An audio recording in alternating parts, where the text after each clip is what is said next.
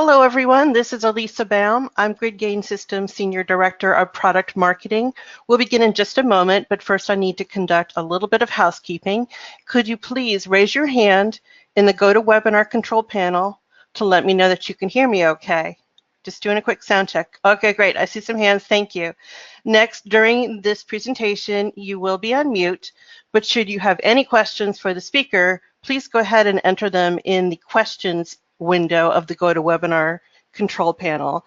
At the end of the presentation, we will take time to answer as many questions as possible, and I'll also make sure that the speaker gets a copy of your questions. So if there's anything that we don't get to, we can make sure that Stan gets a copy of those, and we can reach out directly to you. So I would like to thank everybody for attending today's webinar. It's called Troubleshooting Apache Ignite. It's being presented by Stan Lukianoff, and he is our Customer Solutions lead. And with that said, I will turn the floor over to you, Stan. Go ahead. Hi, everyone. Thanks, Alyssa. And I also thank all of you for coming today. So I'm working at Customer Solutions team at GridGain, and what I do is I work with our customers, with Ignite and GridGain users, and help them to build and maintain their clusters in development, in production. And today I wanted to share some experience, some best practices regarding troubleshooting of Apache Ignite and GridGain. But first, let me start to quickly talk about the products themselves. So Apache Ignite, as probably all of you know, is an memory-centric platform for storing and data and computing. And GridGain is a solution built on top of Apache Ignite that provides some features that are required usually by enterprise deployments, such as advanced monitoring and management, enterprise-grade security, disaster recovery, and so on and so on. And previously, what GridGain did is GridGain provided support for GridGain product and GridGain clusters. And what changes now is that GridGain now has a new offering, which is Apache Ignite basic support. What it means, what it includes, is a couple of hours of consultations that can help you get up to speed and can help you to build your cluster or review your current architecture and help you to improve it. And also fast, reliable support for your cluster. We can help you to troubleshoot issues, to find bugs and workarounds for them, to help you to troubleshoot performance issues. What it does not include is patch and hotfix releases. So you're still expected to use Apache Ignite official releases, but we can help you to troubleshoot them. And if there are any issues with your Ignite, we will help you to get over them. So now to the talk itself, what we are going to talk about. So first, I want to talk a bit about monitoring of the cluster, because monitoring is a key to successful troubleshooting.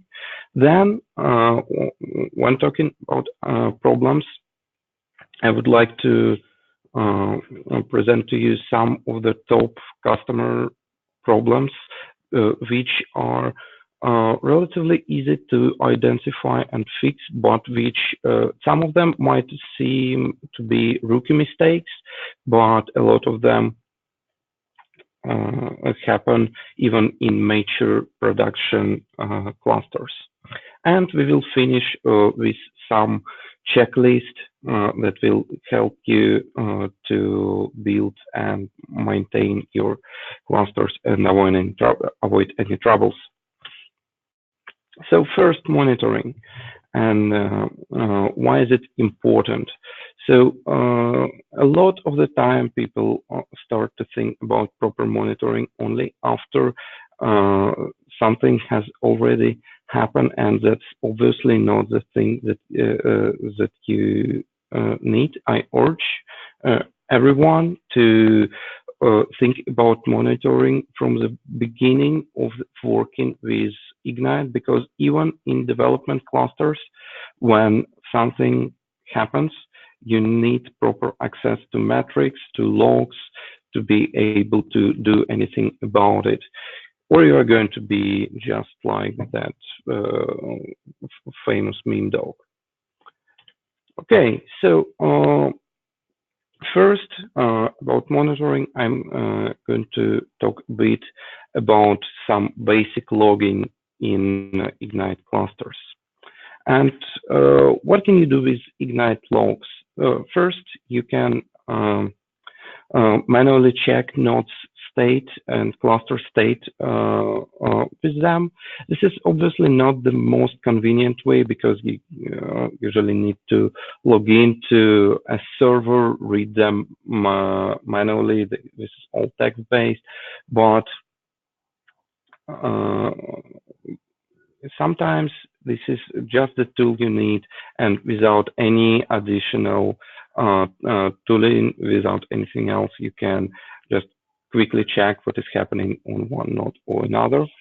Obviously, logs can help you to identify issues, both with cluster configuration and issues that happen at runtime.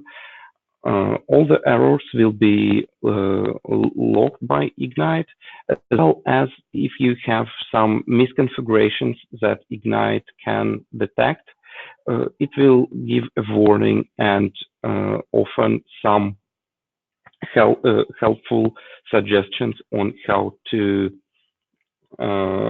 get rid of that.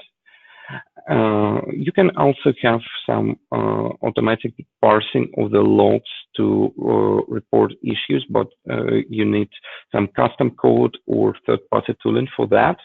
And if you already use GridGain support, or if you're going to try, for example, the new Ignite support offering, then usually the first and the most important thing that GridGain experts are going to ask you for is full logs from all nodes of the cluster, because they are crucial.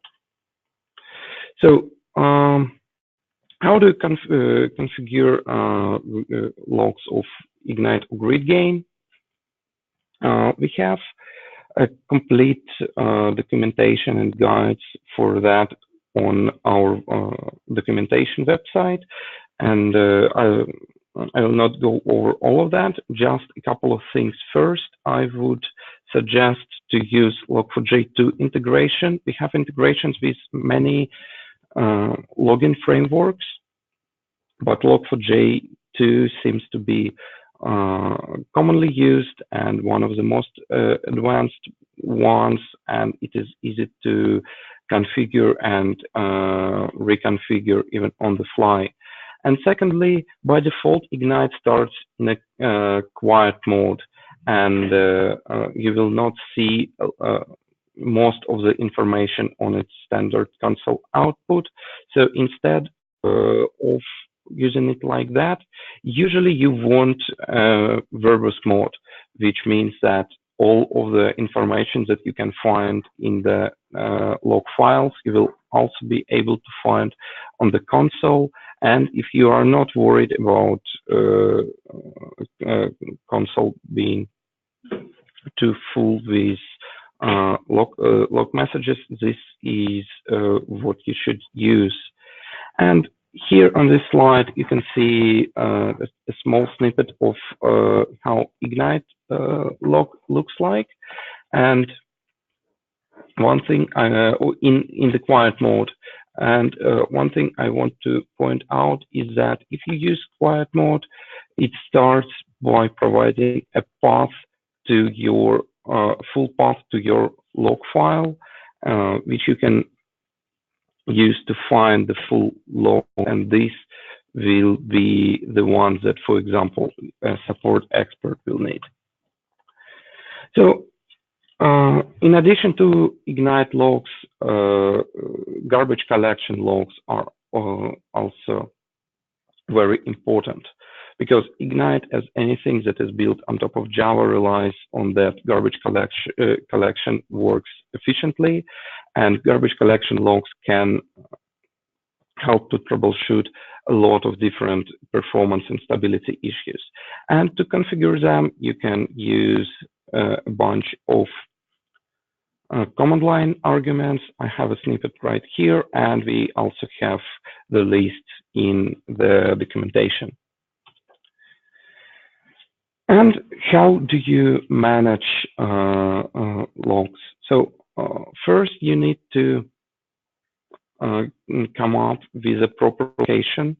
Please don't use network disk for that. Use local, reliable disks that won't become unreachable often. Make sure you have enough space for your logs, and default configurations that we have, like sample configurations that we have for, say, Log4j and for garbage collection, will require you no less than 2 GB, but I would suggest to allow even more space. Don't use /tmp because it will be cleared upon system restart on most Linux systems, and that's not what you want. And it's always a good idea to store all of your different logs in the same location, so that they are always available together and it is easy to archive and share them. And finally, one other thing is that it is better to try to save the logs at least for your cluster current uptime, because having logs from the very beginning of the cluster lifetime, from start of the first node and to the current moment, can help to debug some of more nasty issues.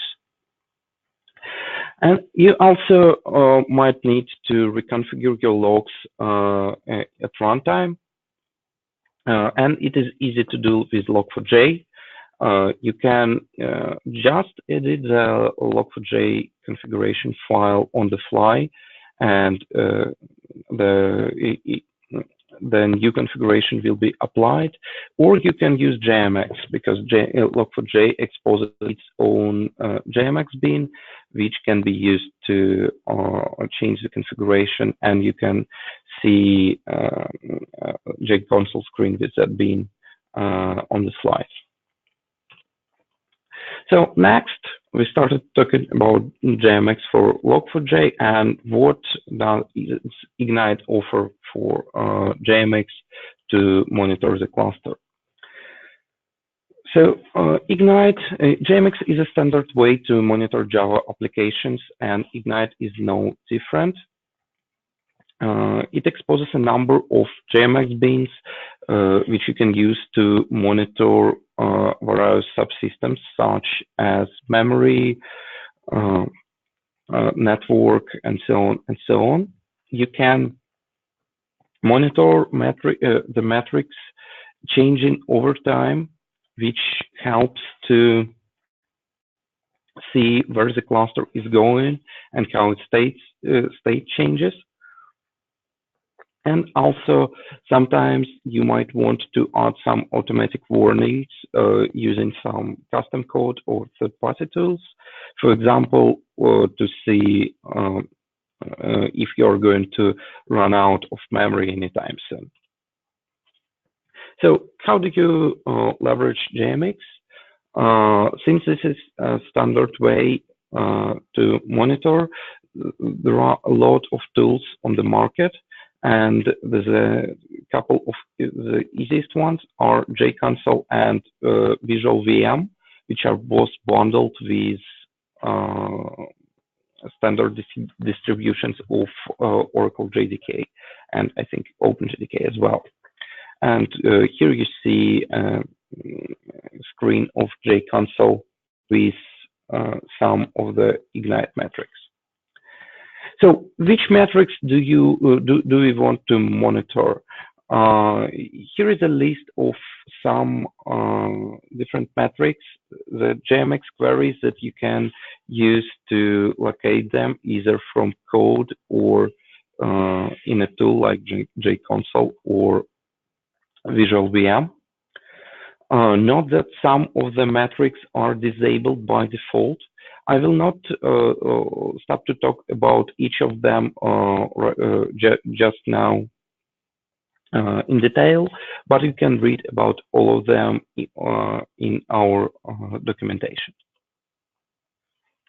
And finally, after we have set up login and after we know and about different metrics and we've enabled what we need, how do we, what is the best way to actually use them and monitor them? And GridGain comes with, and Ignite as well, comes with a solution just for that. So there is a bunch of tools in Ignite and GridGain for administration and monitoring. The first and the less advanced group of tools is the command line tools, which are available in Ignite. You can see the list on the right of the slide. The tools include Visor CMZ, which helps to monitor the cluster. You can see some metrics there.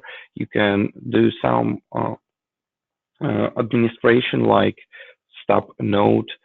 There is also a script control Sage, which is there for basic administration tasks like topology management and transaction management. And there is also a tool called SQL Line to execute SQL queries. Another tool is Visor GUI, which is sort of a legacy tool for GridGain. It is available only in GridGain Enterprise and Ultimate to administer and monitor your cluster. It is an all-in-one solution that is a Java application which runs on a user's PC, connects to a cluster, and allows you to perform various actions. And finally, the most modern and advanced tool is Web Console. Like Visor GUI, it is an all-in-one solution, but it is not a local Java application. It is web-based, meaning you can access it from any browser. It is available, the basic version of it is available in Ignite, and a more enhanced version is available in GridGain Enterprise and Ultimate editions. And let's just take a look at what can it do. First, of course, it can manage even not one but multiple GridGain clusters simultaneously. You can connect the same web console to multiple clusters. You can see and download logs and configuration files, and even thread dumps, or even start a garbage collection on a node. You can monitor metrics such as memory metrics and many others, which are collected from JMX. You can execute and monitor SQL queries through Web Console. There is also an ability to generate cluster configurations for a new cluster. And if you want to try it, it is an instance of Web Console is available online, at console.gridgain.com. You just need to register and then download a special web agent, which is sort of a connector for Web Console to your cluster. And then you can use it without even installing the Web Console itself. Or for production, you will probably want to use an on-premise installation, which is easy to do using Docker. So let's take a look at some of GridGain Web Console screenshots. These are taken from console GridGain.com, the one that is available online. So these are the metrics from the main screen of the Web Console, from the metrics dashboard. Here you can see that you can check configuration and different properties of nodes in your cluster. You can check the logs and even download them without the need to actually log into your servers. And there is an ability to run SQL queries and monitor the running ones, and also to see queries history. So now, after we've covered the monitoring, and we've seen we can configure and use login and metrics, for example, by leveraging Web Console, let's talk about troubleshooting. So I want to split the issues I want to talk about in 3 categories. The first category will be the network issues, the issues of nodes not being able to join the cluster, or not doing it properly, or just not staying there. The second group will be the issues with the main functionality of Ignite, which is to store data and give access to your data when some of the data is not available, or you run out of memory, and so on and so on. And the third category is some performance issues. So what about the network? So your nodes might have difficulties to join the cluster. Sometimes you can see them even joining a wrong one, or just joining too long. And sometimes you might see nodes leaving the cluster for no apparent reason, without any crash or error.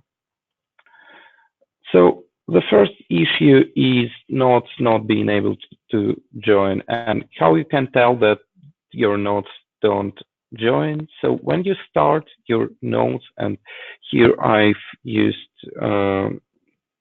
some quiet mode just to reduce the amount of logging. And when you start your nodes, after the startup procedure has completed, you can see this message, which is called topology snapshot, which contains a version of the topology which is incremented after a node joins or leaves, the number of servers and the number of clients. So if you have started 2 nodes and both nodes report topology snapshots of version 1 with just 1 server, then you know that they didn't join the cluster, because then the version and the number of servers would be 2. And they have both just create clusters of their own. And why could it be? So the first and actually very common thing is connection issues or firewall issues. And to troubleshoot that, you just need to see if there is a connection. Just try pinging the nodes, check your firewall settings. Also check that the ports that Ignite use are open, and the list of the main ports you can see here on the slide, these are, of course, the default ones that you could change in the configuration. The other problem that you might have is with Ignite configuration itself, and it is with IP Finder configuration. IP Finder is a component of Ignite that is responsible for nodes finding each other and joining into a single cluster. And the most commonly used implementation of that is TCP Discovery VM IP Finder. What it does, it has a list of IP addresses and ports in its own configuration, and it just uses that. It just iterates over them to try to connect to the cluster. So if you use that, just make sure you list all of the IPs and ports properly. And this one is only suitable in case you know all of the addresses beforehand, which is like on a bare metal or regular VM network. But if you use any kind of orchestration, such as Kubernetes or any kind of cloud environment, then you might need another implementation, and Ignite has plenty of them, which you can read about in the documentation. They all have extensive guides on how to configure that. So suppose you have a reverse kind of problem, which is your nodes join the cluster but the wrong one, and you didn't even want them to join any cluster. So again, we need to look at the topology snapshot. So suppose you have started a node on a clean environment. Say you have started a single node on your own development laptop in the office, and you see that the first topology snapshot says that you have 2 servers, but you obviously just started one. So could that be? The usual reason is multicast. So the default implementation of IP Finder, the one that is used in Ignite examples, for instance, is multicast IP Finder. Instead of using a hard-coded list of IPs or any kind of orchestration integration, what it does, it sends a TCP multicast message to find all of the nodes in the current subnet that are currently running. This is very useful for a hello world kind of thing, when you just starting to work with Ignite and you don't want to spend time yet to configure anything properly. And it is great in closed subnets when you know can't be any other clusters running. But in all other cases, I would suggest you not use that and use VM IP Finder or any other implementation instead. And of course, you can also have just drawn configuration of your IP Finder. So in that case, just check. If you don't use multicast and you still run into this problem of nodes incorrectly joining, just check your IP Finder configuration. The next problem is too long startup of the cluster. And one of the flavors of this problem, the most common one, is when the first node takes a very long time to start, say several minutes, and all other nodes just start very quickly, just in seconds. And you don't see any other network issues or performance issues. This usually happens because you have too many addresses configured. And you can see that this is also an issue with configuring your IP Finder here.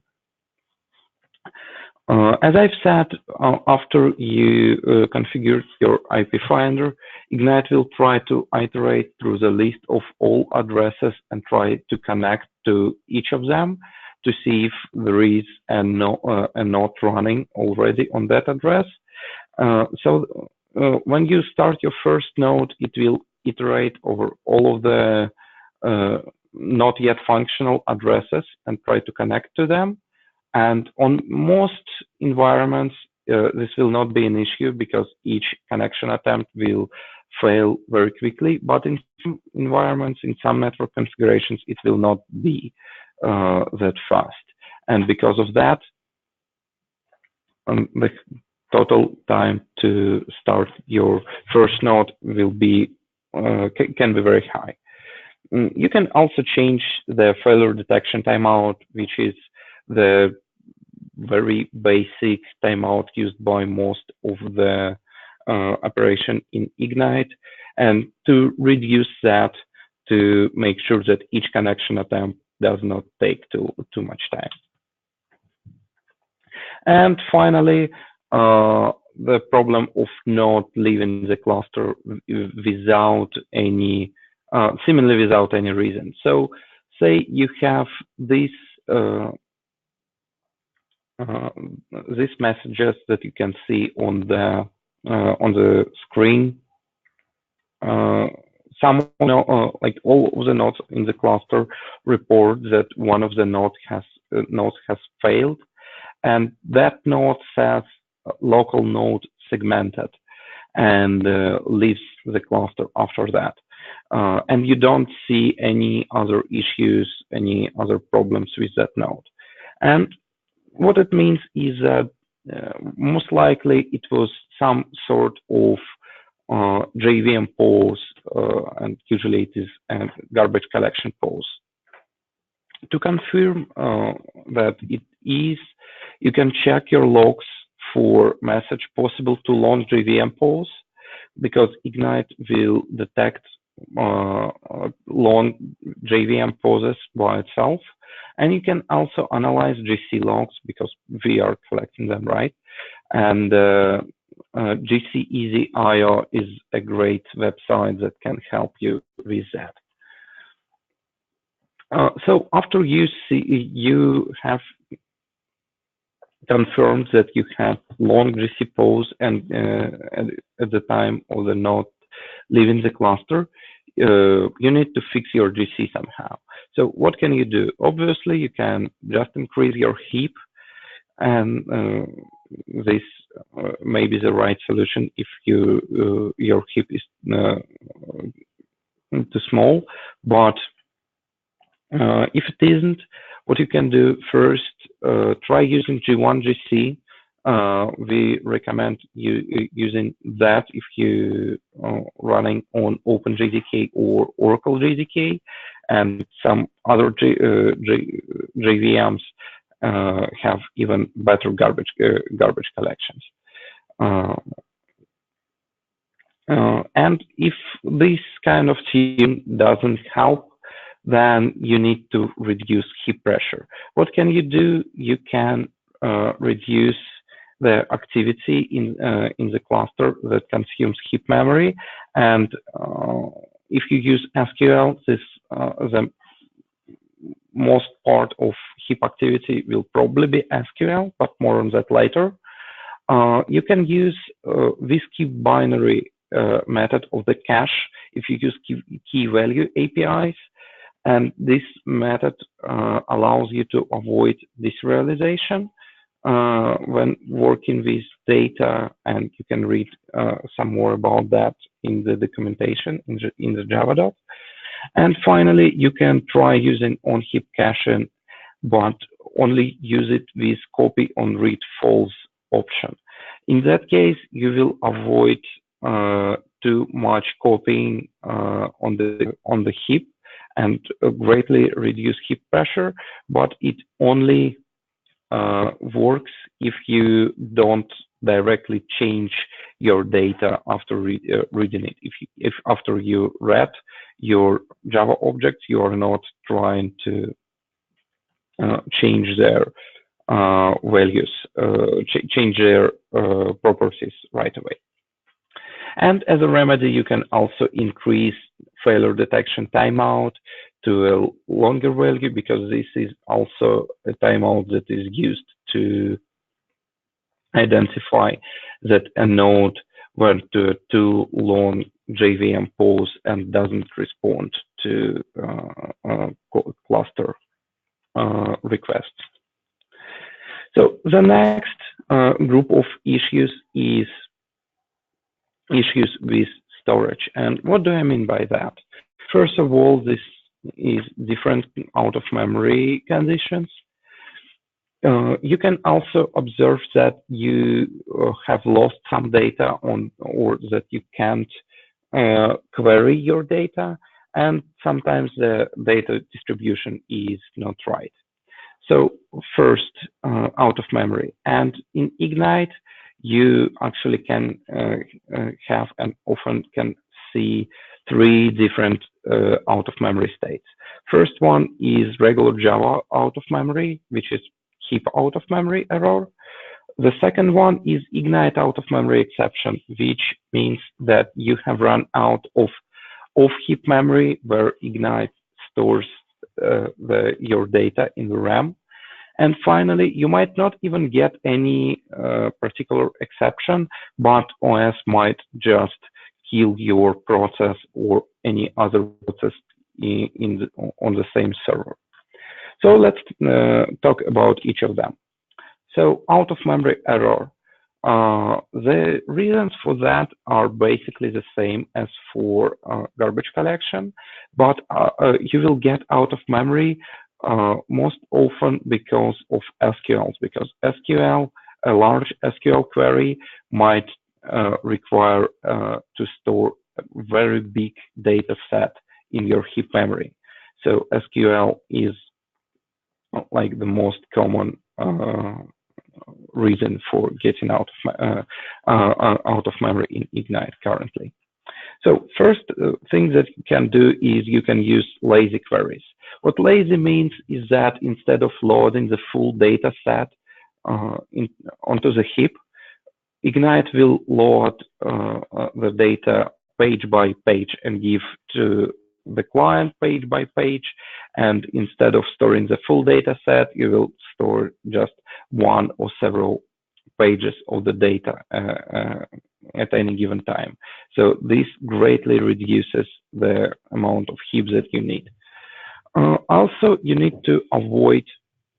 Oh, yeah, and one thing about lazy queries is that unfortunately not all of the queries might be used with lazy, because some of them require, by their semantics, require the full data set. For example, grouping often requires to load full data set first. Also, you should avoid having many large queries running concurrently, because even if each of them fits into your heap, all of them together might eat all of the RAM. And finally, if you just can't help it and you can't reduce the amount of memory that your queries use, you might need to restructure them. Usually, what you do is you split a single query into multiple ones, which each return a reduced data set, and then you combine the data in your client code. The next condition is Ignite out of memory exception, and here is the kind of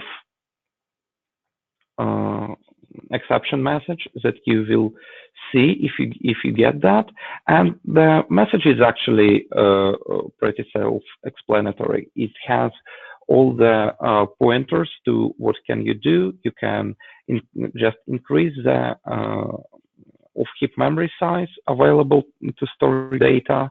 You can use Ignite's native persistence, because if you use native persistence, you will never get this exception. With native persistence, any data that can fit into your RAM will be dropped directly on the disk. And You can also use eviction or expiry. Eviction is a mechanism that deletes some data which when you run out of memory, and expiry deletes data based on time to live and timestamps. Finally, out-of-memory killer. Out-of-memory killer is an operating system's mechanism to free some of the RAM when there is just no memory left for even the system itself. And you can see a message like this: out of memory, kill process, which is printed by the operating system. Why it happens is because of the memory overcommit. When the operating system commits more memory that it has to the processes, and when they actually come to get their memory they've been promised, they don't have enough, and operating system has nothing else left than just kill one of the processes. So make sure when you planning your memory capacity, you need to take into account not just Ignite running on the server, but also all other processes.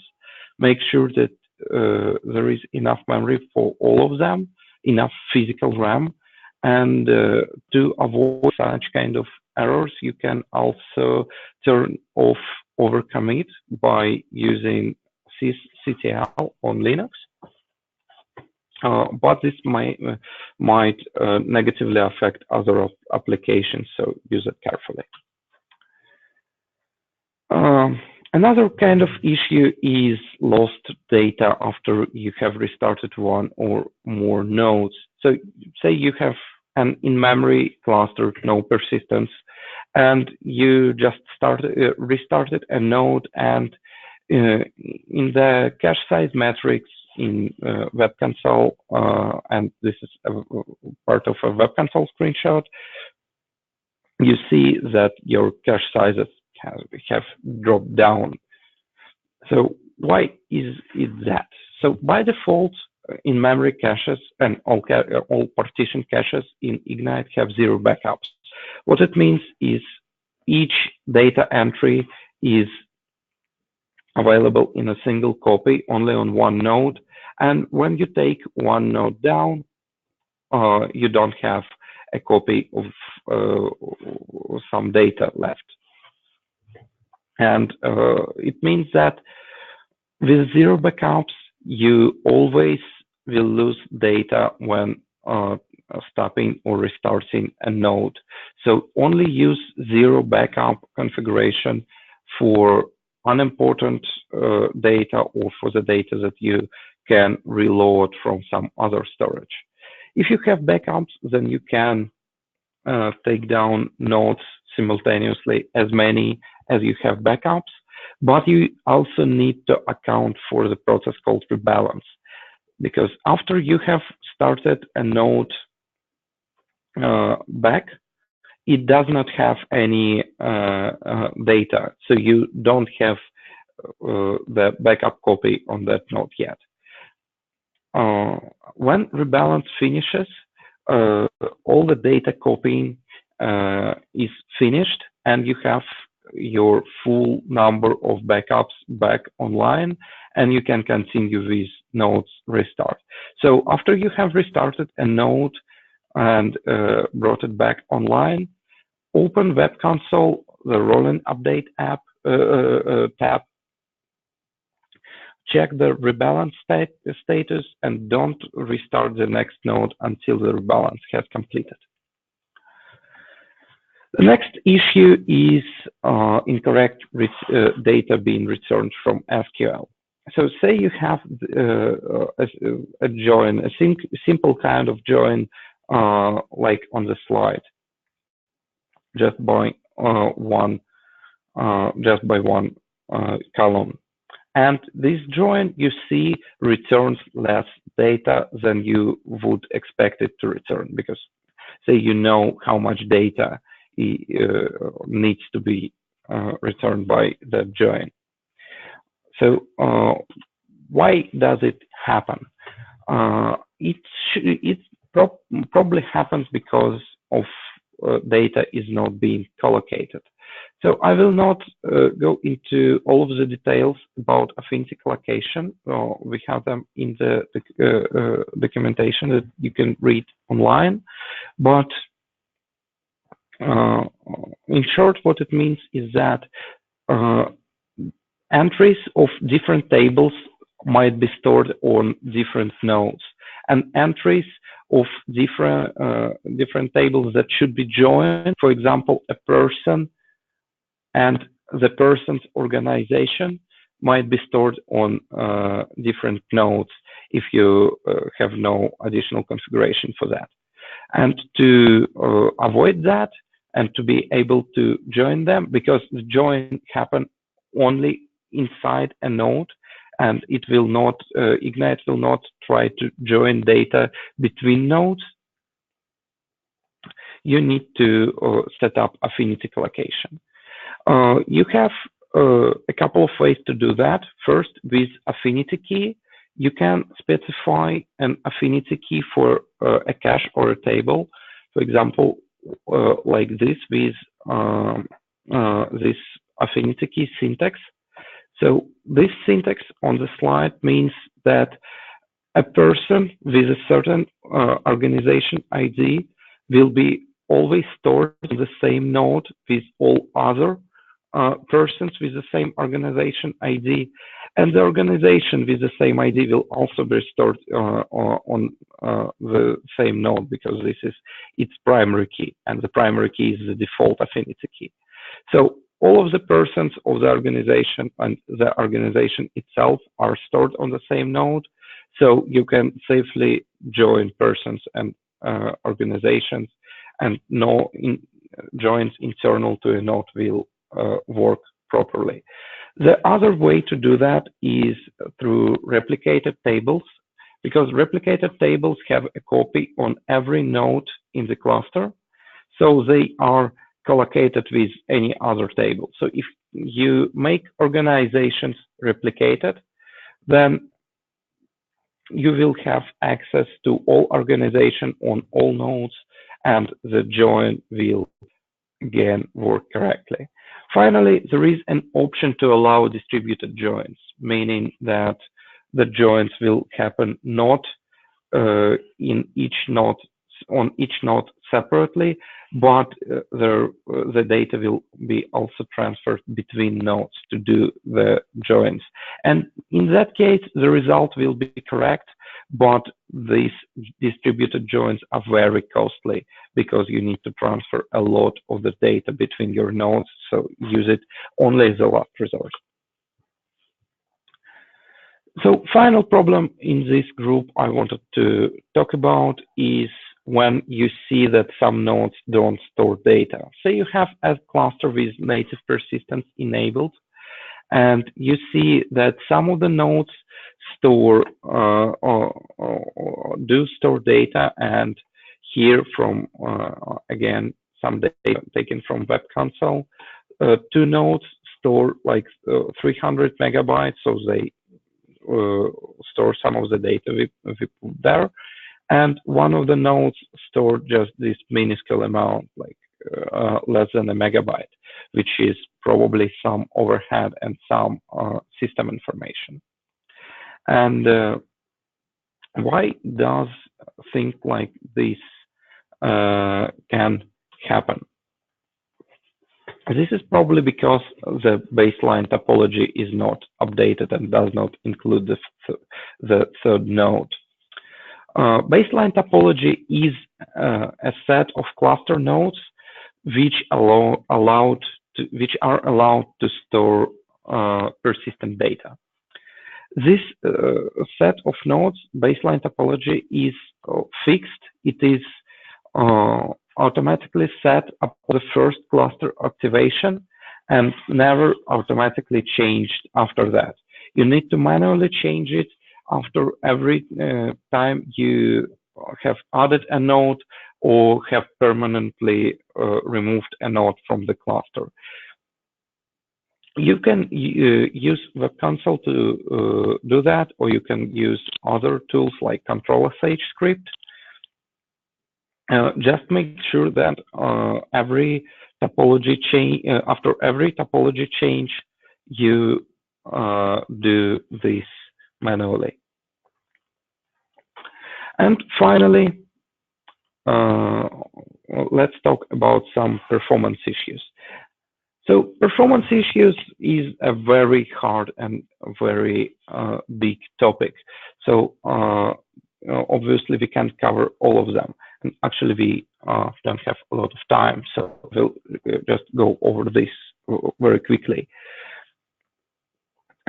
So the couple of issues I want to talk about now is the ones that are very common and that are very easy to find and fix.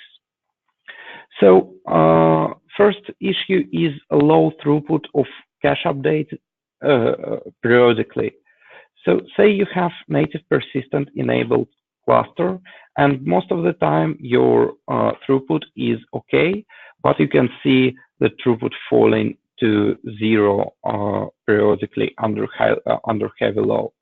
And this is a screenshot of some of our benchmarks that I could find, because you need to produce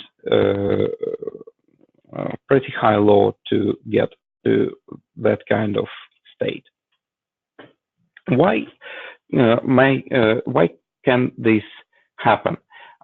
Usually it happens because updates in RAM happen faster than they happen on the disk.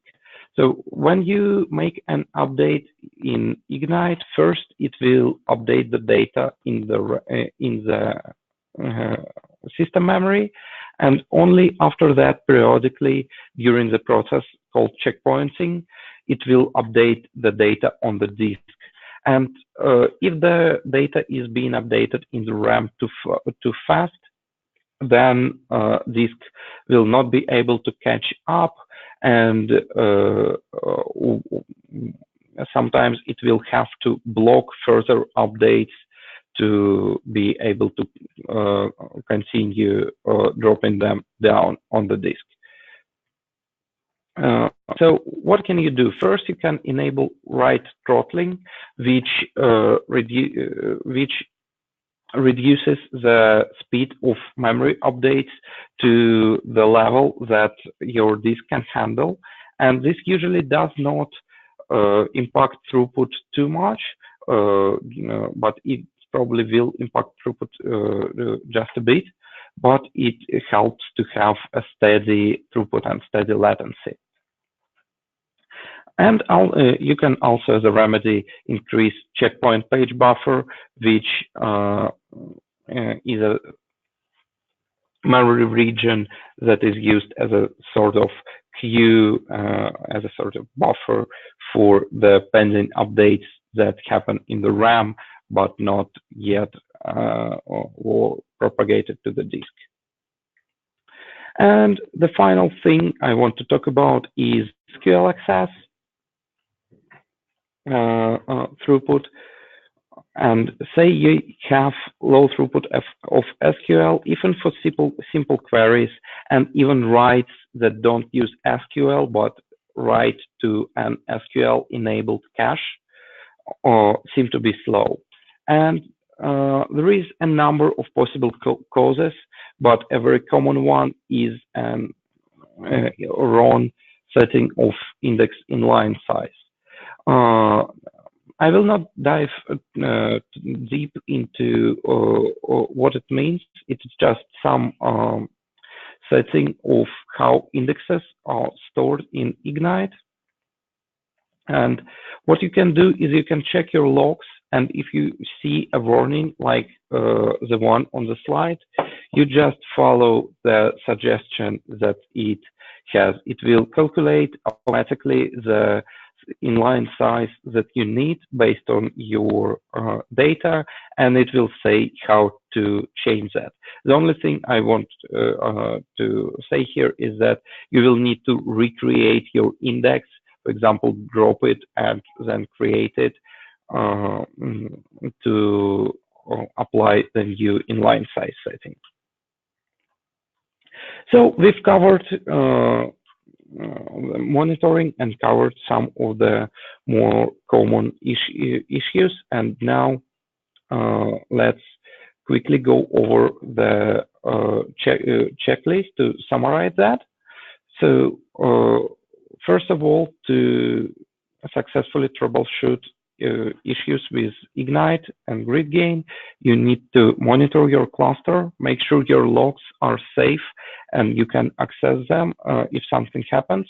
And Web Console is a great way to access the logs and to monitor and administer the cluster in general. Make sure you know the common problems that we talked about today, and then that your configuration is ready for them.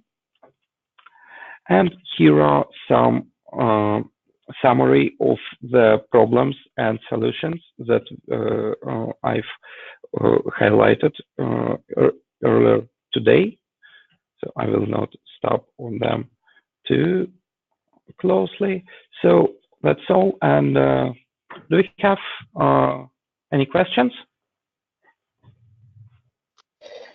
Hi, Stan.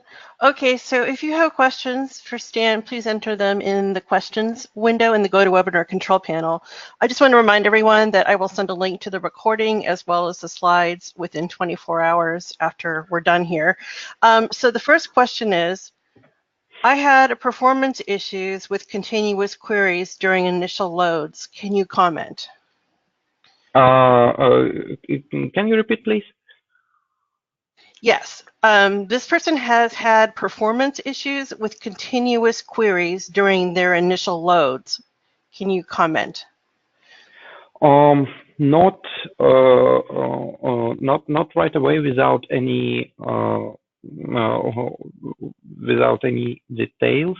So continuous queries might lag a bit after the query updates, and you might need to tune the continuous query buffers, and also might need to have more clients to consume the update sometimes, but this is all kind of a speculation. So you know, I would rather see the configuration and the logs, and this also might depend on the way you do the initial load as well.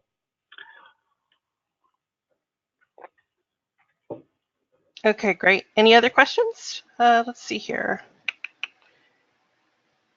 Okay. There are no additional questions at the moment. You probably did a very thorough job there. Mm-hmm. Lots of detail. Yeah. So, okay. So yeah, Alice, if you just let me. So if you have any questions or any difficulties, so here is a number of links that can help you.